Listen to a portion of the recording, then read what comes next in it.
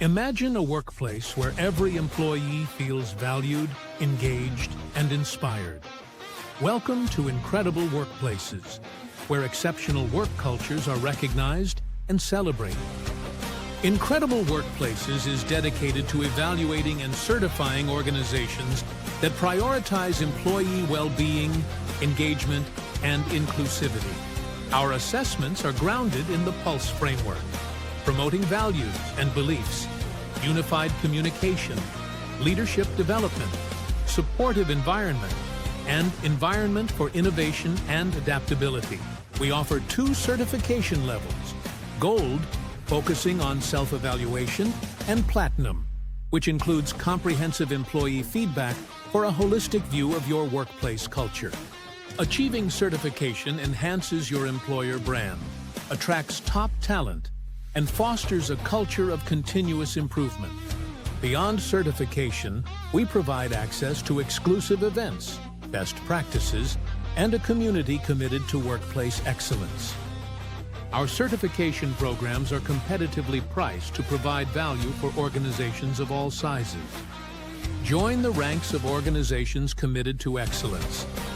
Visit IncredibleWorkplaces.com to start your certification journey today.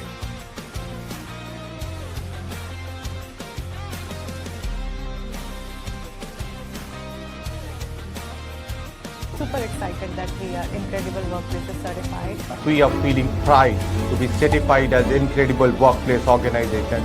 We are very happy to be certified from Incredible Workplace. Feeling proud to be recognized as Incredible Workplace Certified Organization. Let's create workplaces incredible with Incredible Workplaces. Thank you. Good evening, everyone, and we are once again here with another episode of Culture Connect. This is our 5th episode, and we bring all the global leaders to you all from all over the world. So good morning and good afternoon to those who are listening it from other part of the world. And I have a very special guest today, and I am privileged to work with her in the past. Very, very dynamic human resource and also a business leader, I must say. Diana is with us, and Diana knows that I learned a lot of things from her in the past, and maybe what I do today, there are some element of it that comes from her. She's from Romania, and I'm sure there are a lot of audience from Romania either today or in future will be watching this live show or maybe a recorded version of our Culture Connect LinkedIn live talk show. So let me welcome Diana on the stage. So Diana, welcome to the show. Hi, Govind. Hi, everyone. It's such an honor to be here, and it's so nice to reconnect with you. And thank you for the invitation. It is my pleasure to have you here. And Diana, before we start, I know there is a professional journey that you have, and also there are a lot of things which is very exciting about your personal life. And would you like to tell a little bit about yourself, both aspects or some up to you, to our audience so that they are able to connect with you before we start our meaty conversation today? Yes, it's a meaty conversation indeed. Just a little bit about myself. My career very much has been built in tech industry as HR leader. I think I don't want to count the numbers of experience because that might say my age, but definitely the whole experience was in the high growth organizations, tech organizations, European or US based. Having multiple roles and growing beautifully in this area because of my passion for people and my passion for making life beautiful in the work environment for people, because work is quite a big percentage of our life. So it's so important to have the right environment, and we are going to talk about this, right? To have the right environment that people can thrive and can bring the best out of them to that work. So yeah, in talent, HR, people / organizations, leading talent functions, covering end-to-end employee life cycle, and working with wonderful people and getting to know multiple cultures, from Latin America to Nepal. It's amazing. It's a great opportunity to interact with people, to learn from each other and grow together. So this is more or less on professional side. Maybe just to mention that right now my role is VP of Talent, Global Talent in Cloud Factory. And on the personal side, what can I say? Have a family and a wonderful dog. Usually I start introducing myself saying that I have a dog and then I have a husband, but I will do the right way now. So a wonderful family, and we have a dog. Julie is her name. She is my baby. As well as on the hobbies, I love running. I still run, Govin. So, That's awesome. and just recently I accomplished my 10th marathon. So it was one of the milestones that I really wanted to accomplish, and it's done. Now I need to think about what is next in this area. And of course, traveling. I'm quite a foodie person. I love testing food whenever I travel. And also reading. I need to acknowledge that lately I have not read much, but definitely this is something that brings me joy. So this is just a little bit about myself. And yes, I'm from Romania. Actually, I was born in the Republic of Moldova. It's a very small country next to Romania, and moved to Romania with my family about 16 years ago. And I'm living now in Cluj-Napoca. It's heart of Transylvania, as we love to say. Awesome. And thank you very much. We can already see that people are welcoming you to the live, and to the audience. We're gonna have a conversation, but feel free to ask questions, and I'll try my level best to take those questions during 45 minutes that I have with Diana. We'll start with some of the questions that I have in my mind, and after that, I'll see if there are questions that are great and good, and we'll love to put it there. We'll definitely take them. But Diana, we'll keep the husband and dog joke later for some other time. And I really saw the LinkedIn post when you went to the Nepal, and I know that you also participated there in a very huge HR conference. So congratulations for that. Thank you. Thank you, Nepal Gavin. is definitely a country very, very close to us. I think the culture matches very much. And you have also worked with team members in India, also in your past organization. Now in new organization, at the current organization, you're working with Nepal. So I think you have a pretty much good experience of the way the team member works in Asia. So I think this will be a very, very good value add for our audience today here on this conversation. And I must say, Cluj is very beautiful, and one of the beautiful cities I have seen in Romania. So Diana comes from those places, which is actually a kind of a metro, plus at the same time surrounded with a lot of beauty scenery out there. Just to give a context to everybody, those who does not know much about Romania at this point in time.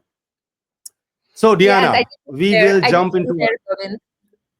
Sorry to interrupt you. I need to share, before going to Nepal, I was thinking that Cluj-Napoca is surrounded by mountains, and now I know that it's surrounded by hills because the mountains are in Himalaya. So that is the only place where you can see mountains. So. That's awesome, and I know, I think there is a good difference between hills and mountains are really, really huge. And Nepal is very, very famous about its mountain, its beauty, especially the scenic beauty out there. And I think the people also in Nepal are very, very good. So I'm so happy that you've been there. I never got a chance. You came from Romania to Nepal. I couldn't go just to my neighbor I country. strongly recommend you, Govin. It's amazing. It's amazing. people, culture. I really love the team there. It's just, even sometimes it's overwhelming how good people and nice and smart and hungry for knowledge and passionate about, about their country, but also about the profession that they have. Like, it's a really great place to go and spend time with quality people. That's really awesome. Okay, great. So, ladies and gentlemen, our topic today, as you know, this is a series on culture. So, our topic today is very interesting, and we are going to talk from values to action, which means that many organizations, and I think almost all the organizations have values, but having values and living values is very different thing.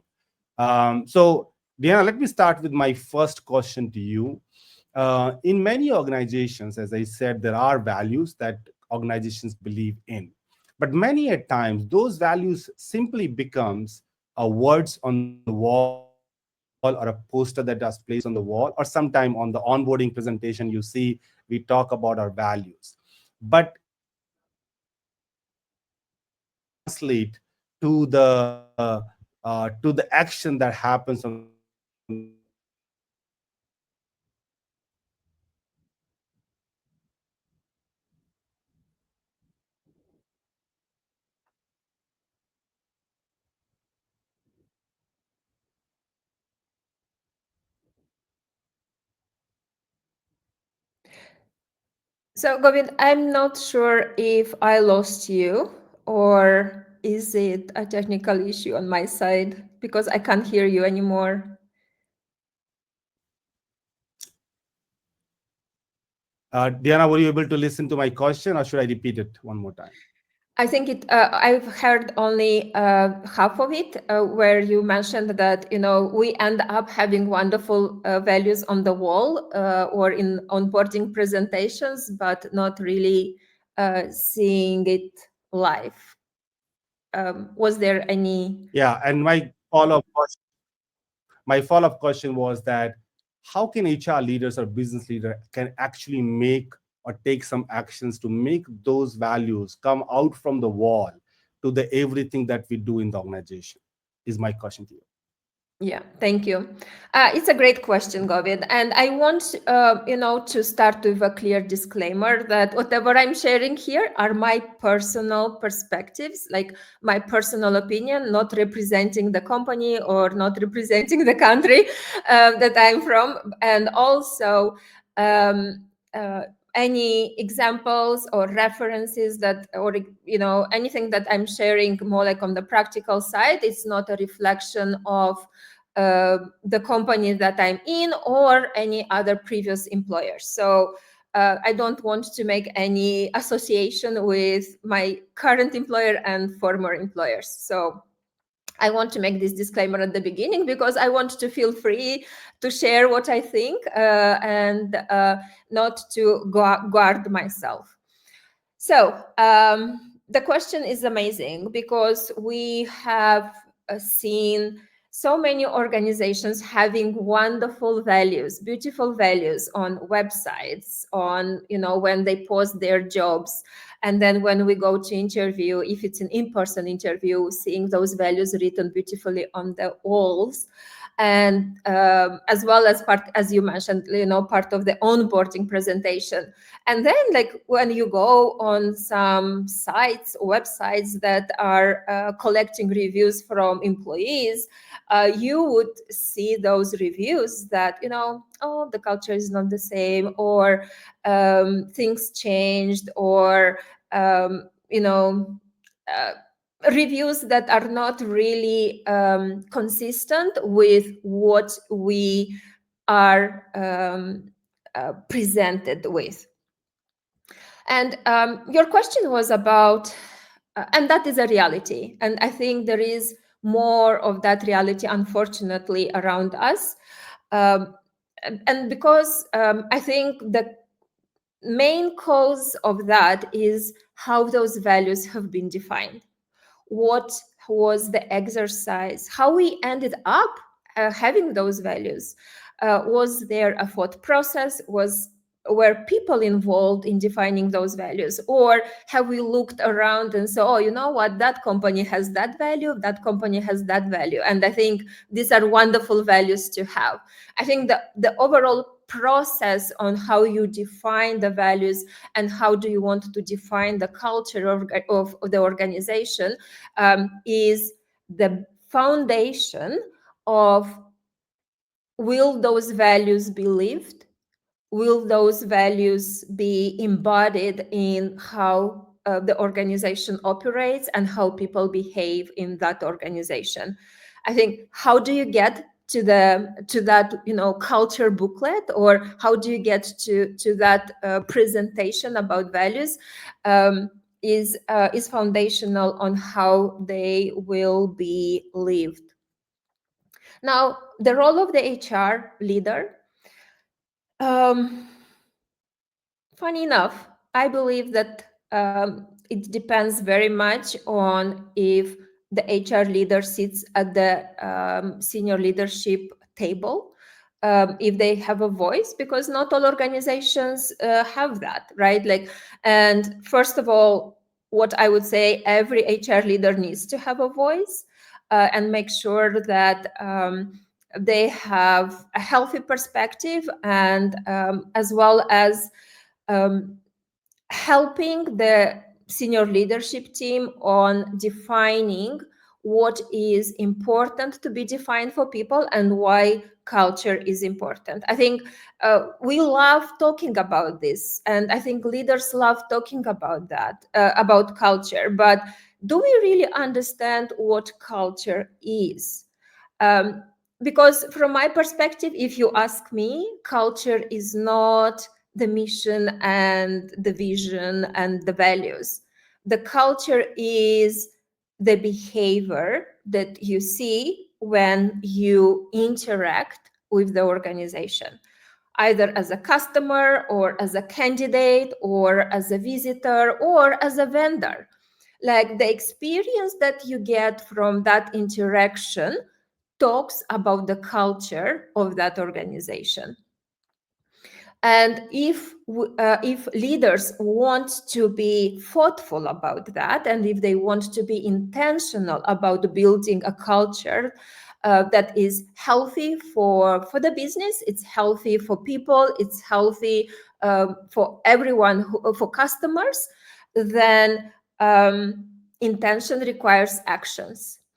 So, and what that would mean, I believe that, first of all, leaders need to ask is what behaviors we want to have in the company and what behaviors we don't want to tolerate in the company, because this is where the culture ends, right? Like, first time when you tolerate the wrong behavior that is not speaking about what is important for us as a company and how do we want to behave, that is the stopper for culture to perpetuate and to grow and to develop. So I think the role of the HR, just coming back to your question, the role of the HR is to show the value of the culture, to sit at the table where that is discussed, and help leaders to navigate through the design thinking on how to think about our values, how to think about our mission, how to think about our vision, and what impact those will have on our organization. Like, just as an example, if we want collaboration to be one of our values, then let's make sure that we do not create silos through our organizational design, or the type of personalities that we hire in some critical roles that are not encouraging collaboration, or that we have a very strong incentive plan that encourages individual performance rather than collaborative or team performance. So just, some of these things that needs to be brought up, discussed with leaders, and help them to define, what is important for us. And it's not only about what services do we deliver or what is our product that we are releasing, but also how do we want to get there. because by the end of the day, culture is about that, is about the how. It's not about the what, it's about the how. So, and the third thing I would say is keep people accountable. Like, if you see your leaders that are not behaving according to what they walk, sorry, that they do not walk the talk, right? That they talk, but they don't walk the talk, keep them accountable. Have the courage to bring that up and talk openly about it. And but if you have the courage or not, that will also be defined by the culture that is around that team. So this is just high level, Govind. I hope I answered your question.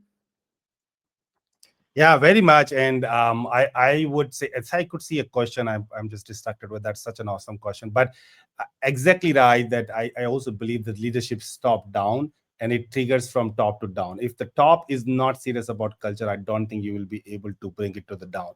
But I'll just take this follow-up question. This looks very interesting. This comes from Mohsin, and his question is, how do you resolve conflicts between core values and short-term business goals? And COVID told us this, the slum in the IT told us this, the industry problems told us this. What is your opinion on that? Yeah. If there is a conflict, it's already a challenge, because business goals is about the what, culture and values is about the how. And I know, like, as we speak, there are a lot of companies that are struggling with achieving business results, right? On revenue, on margins, on EBITDA. And that is also putting some pressure on the business and, on cost cuts. And, people or HR is one, human resources are, a cost that is usually seen as easy to do. And I would say, like, you need to take some tough business decisions, and the culture comes into it is, how do you do that? Do you do with respect? Do you do with thoughtfulness? And of course, like, what do you afford? What do you afford?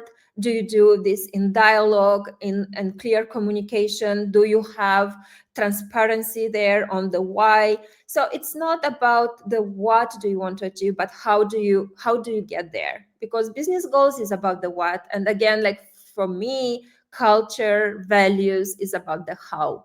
And there should not be a clash, because these are different dimensions. I can run a marathon, right? And I have an end result. But it's also the experience that I get. How do I get there matters. So it's So, the journey. so the goal is what, and the culture is how, is what I hear from Diana. And I believe both has to complement each other as opposed to creating a friction between each other. Very well said. And I just wanted to take this context to the role that you play. You are in a global role. You have been into global role as well, and you work with multiple cultures. And when we talk about culture, there is a culture of organization, then is a culture of a country. In fact, a country like India, there are cultures in every state that differ. But how did you manage this situation, Diana? Maybe you want to give examples of your experiences with India and Nepal or any other country. Give some examples. We'd like to hear some stories of your struggle, your challenges, and maybe your successes there. Yeah, it's such a great question, Govind. It's always a challenge if you don't understand the impact, right? Like, and when you define the values that are important for the organization, I think it's important um, to make sure that you understand how those will play in the geographies where you operate.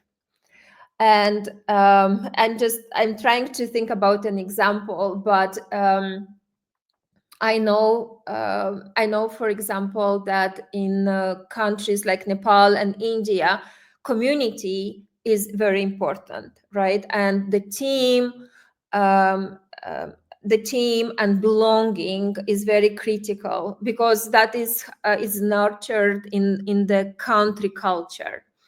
And when you have, if you want to build like a high performing organization that maybe is focusing more on individual performance rather than team performance, then there will be a little bit of struggle, right? Because that is not that it's clashing, but I think for people it's a little bit confusing. Like, how can I thrive and not bringing everyone with me, or like in a collaborative way, and make sure that I can have great results and be rewarded for that, and in the same time knowing that my individual results do not depend only on myself, but actually depends on the team that is around me.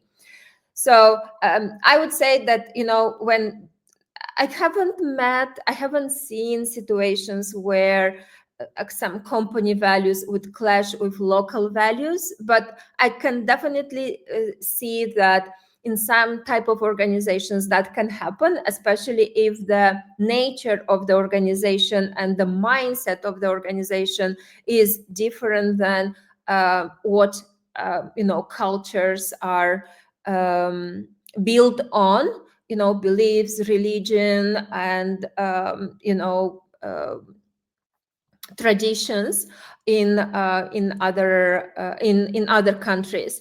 Maybe one of the best examples that just came out to my head is like, how do you refer to work-life balance and high performance and high productivity, right? Because businesses want high performance, high productivity, and in the same time people have they need work-life balance. And in some countries, just because of the statutory rights, like benefits, you can have more holidays, you can have more PTO, you can have additional days off for sick leave, or like things like that. And then like if the business owner is coming from a culture where, I don't know, you have 1 week per year holiday, PTO time, then it might be a little bit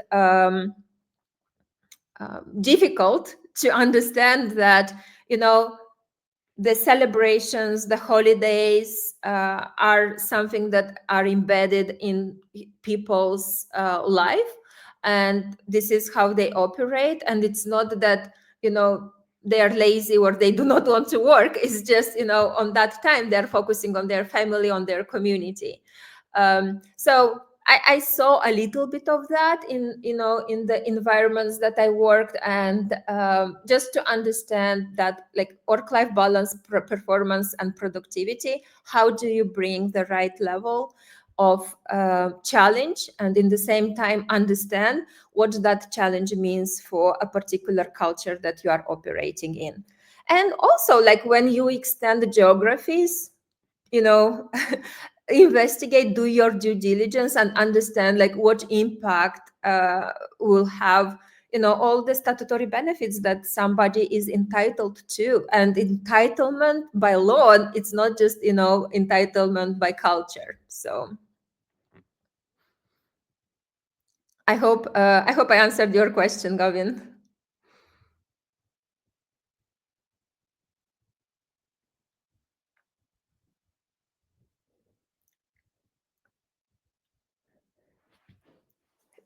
Maybe just to fill in until Gavin comes back. I've seen also the opportunity of enriching your organizational culture by bringing in geography, like country cultures, because working in my professional life, working with so many cultures, I've learned so much. Coming from countries like Argentina, like Mexico, like Nepal, like Kenya, very different cultures, and also so rich in values, so rich in attributes that can enrich an organizational value, an organizational culture.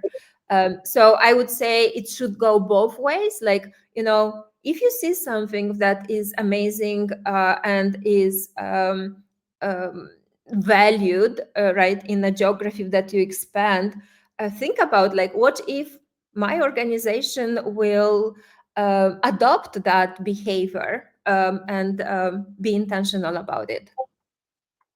Yeah, and I think the key was I was mentioning is that organization need to believe that if they have started something in a different country, they should also be acceptable to the local culture they have, and be respectful to this, as opposed to trying to figure out that they want to enforce the one culture everywhere. Of course, there has to be organization culture there.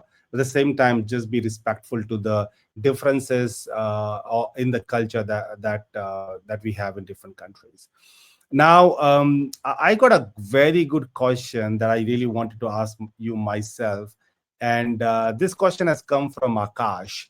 And he's asking, how can organization ensure that their core values are consistently reflected across all employee touch points, from recruitment to onboarding? It means that how to make sure the culture is there. And I know that you did it in one of the FAS organizations. So great question for you. From recruitment to onboarding to performance, how culture, or even offboarding, how culture should reflect there. So I think it's going to be an easy one for you. Yeah, thank you, Akash. It's a great question. So how do we embed values, and how do we embed and how we make sure that the how, right, is reflected in different employee life cycle steps. So I believe, first of all, how do you recruit the talent team that has that interactions, right? Like, because your talent acquisition team or recruitment team, like, how do we embed the values and how they showcase those values while interacting with your candidates, as well as, whoever is responsible for onboarding, how they are both trained, and in the same time how much they represent the company, the way how they speak, the way how they interact, the way how they build the relationship with the new joiner, as well as the whole onboarding experience, right? Like, is that experience encouraging to connect with people around you, to get to know people, your stakeholders, but as well as, people with whom you are going to work. Like, the whole onboarding experience, every step speaks about what is important for the company. Because if you come and the first thing what you get is your project overview and your responsibilities and job description and some clear objectives, what is expected from you for the next 3 months, will speak about what is important for that organization. And if you come and you have time allocated to connect with people, you have time allocated to get to know different to get to know your stakeholders, to get to know different functions, to get to know about the company more, but just not only about the tasks and the responsibilities of your job. I think that also talks about in which kind of organization you landed. So it's like, how do you design the whole onboarding experience? We'll talk about your culture. Now, I think performance management is one of the critical processes that I would see. It's a very good gateway for making sure that whatever we believe in is reflected in our people behaviors, so that when we do performance reviews, we don't talk only about how well you performed and how well you delivered the results and how was the quality of those results, but also talk about how, again, how did you get there? Have you got to those results jumping on people, or have you got to those results collaborating, bringing people together? That will speak about the culture that you want to grow and to develop in a company, or to evolve in a company. So performance management, if you care about the culture, make sure that performance review is one of the touch points that reflects and is a good moment to reflect and to give feedback for people as well, right? It's not just reviewing, it's also to provide feedback and discuss about the expectations. So we talked about onboarding, we talked about performance management, of course, on the growth and learning. I know that businesses do not have much budget right now to invest in training and growth, but do you facilitate on-the-job training? And how do you do that? Do you build some mentorship programs where you have people that are very true to the company values, can mentor and be those role models for mentees? Like, these are just some examples where you can have a low budget approach and still invest in people and make sure that you use that type of investment in leveraging the culture of the organization. And now, of course, things like promotions. Who do you promote to the next level? Do you promote a person who delivers just the results, or do you promote somebody in a critical role that embodies the values? And I want to make sure that people understand and they're not confusing. Like, I'm not saying that high performers are, people that do not behave well. No, I believe that you can be a high performer only if you embed the values of the organization. So otherwise, you can be just a jerk that is delivering results. So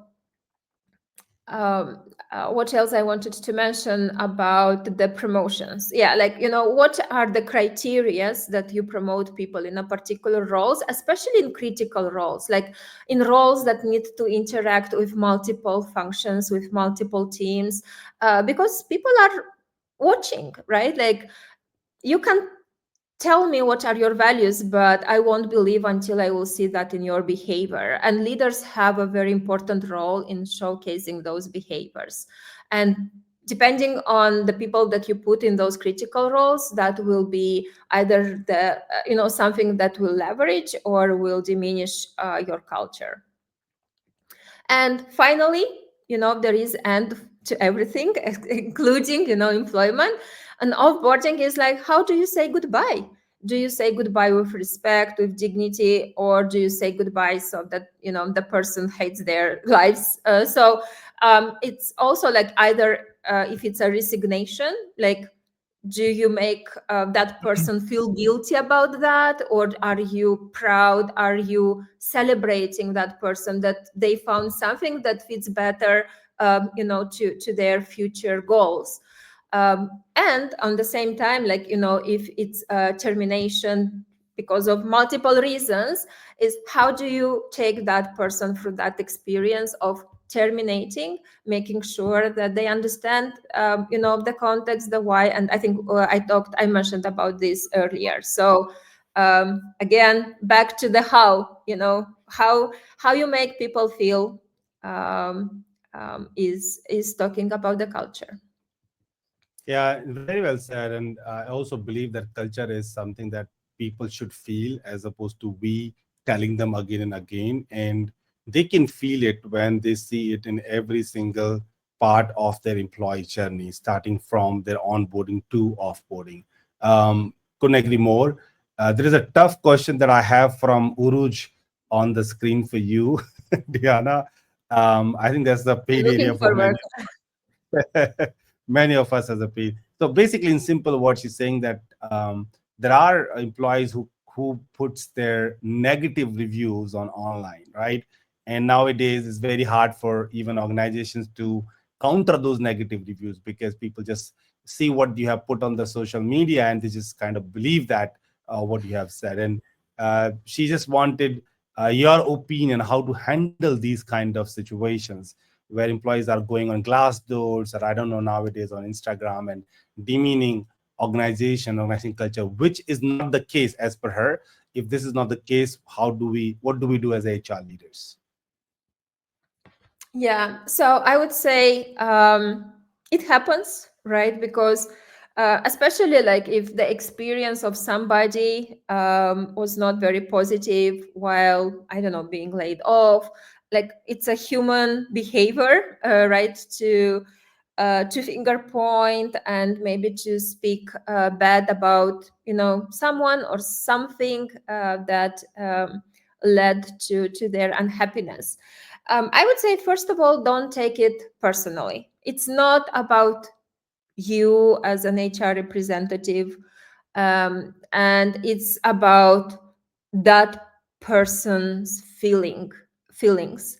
And I would say start acknowledging that. Like, you can't deny what people think or feel about, a situation or a company. So acknowledge that, and make sure that you do it with respect, and then just politely, in a neutral manner, if you have counter arguments, but don't play too much on that. Like, um, if you have a good argument of um, counter counter argument, I'm sorry, I think I'm rambling a little bit, arguing, what that person shared, then that's fine, but do it in a neutral way. Don't become defensive. I think whenever we become defensive, that is triggering more hate, and I think this is something that we should avoid. And then just ask the person to connect with you individually, like at individual level. Say, like, if you want to share more, connect with me. Here is my email address, or here's my phone number, and make sure that you provide whatever. It's not personal, but can be accessed publicly. So connect with me and let's talk. I've seen this way. In this way, you can neutralize, the hate that comes, and in the same time, create the opportunity to build the bridge there. And if the person really has something to say, they will connect and they will share with you. And if they don't, that's fine. So Awesome. Thank you. And hope, Uruz, you got the answer of your question. I think there's no silver bullet to it. You can just weigh into the situation and maybe react to that. Diana has a great advice for you. So I'm not sure whether this is a real situation with you right now, or this is something for future, but whatever it is, I wish you all the best to tackle with that. Diana, we are coming to the closer of our talk show right now. I'll ask you a very last, and I think the most important one from my perspective is evaluating culture. So many a times, when you see how we evaluate the culture of the organization, within the organization, is through the employee surveys. And we have certain set of questions that we ask, and people give answers, and based on that, we try to figure out. That's one way, of course. No problem with that. But let me ask you, what, as per you, what are those leading indicator to success of the culture that you see that, okay, the culture of the organization is going in the right direction, as per you, in your opinion? yeah. So I think I have one example, and maybe not. It's not an example. It's more like an idea. Um, Definitely, you have people in the organization that are culture ambassadors. Like, they live, they believe, they breathe culture, and maybe one of the major reasons why they are in that organization is because of the culture. And I think identifying them and stay close to them is important, as well as listen to them. Because if any of them would, I call them, they are like a canars of culture, right? Like, I don't know this story, I've heard a story a couple of years ago, and I never checked if that is true or not, but in a lot of years ago, where there were no sensors, like, people that were mining, they would go with a canar in oh, I don't know the name now of in it's not a box. um, in a cage. They would go with a canard in the cage into the mine because they would sniff if there is a leakage of poison gas or air, like poor air, and they would make noise, and then people will know that they need to run away. So, and I believe that culture ambassadors are the canards of culture in an organization. And if people start mentioning in different contexts that the culture is not the same, we are changing, something is wrong, listen to them, and also make an answer to them, because sometimes cultures are changing intentionally, and you need to make sure that your culture ambassadors are aware of that, and they are on the journey, on the same page. If you explain the why, if you explain like what should be the end result. So I would say, Govind, it's back to people, back to humans. They are the ones who can definitely raise any concerns and be like early signs, early warning indicators of if something is going, I don't know, wrong or different. Indeed, I think as you started, when you started, you said that the culture is all about people, and it's not necessary about those words and posters on the wall. And similarly, surveys are a great way. I don't think there is any disrespect to the surveys. They do give you a right kind of information that you need, but at the same time, I think it's the human, their behavior, their inputs, their challenges. If they're sharing, we need to be listenful to that, and see if there are many people saying the same thing. There must be some truth in it, and if it is not the culture that you wanted to bridge or prepare create in the organization, then you better need to take some actions there. Well, thank you very much, Diana. I see one and two more questions that we couldn't take, but hopefully, when Diana this live will be over, it will be on the LinkedIn, and it can be there as a recorded video. If you have time, please go to the comments that we have from people, and if you can find some time to answer them, that will be awesome.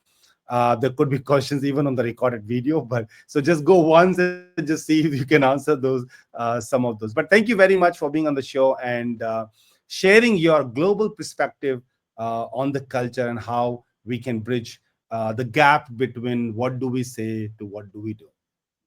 Yeah, thank you, Govind, again for the invitation, and let's continue our journey on making workplaces incredible through culture as well. Thank you.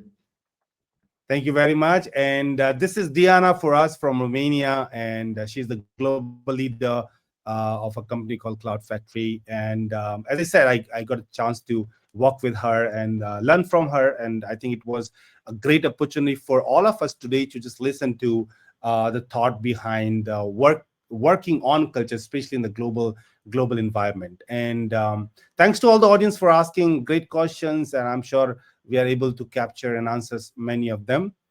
We will be meeting in the next episode, the episode number 6, with another global leader that we will bring on the platform, and we will touch upon a different aspect of culture there. Before we leave, Diana, anything that you want to say to our audience? A last word, then we'll just cancel this. Yeah, thank you, Govind, again for the invitation, and for the audience. Stay healthy and stay in the healthy organizations. Thank you. Awesome. Thank you very much, everyone. See you in the next episode. Bye-bye.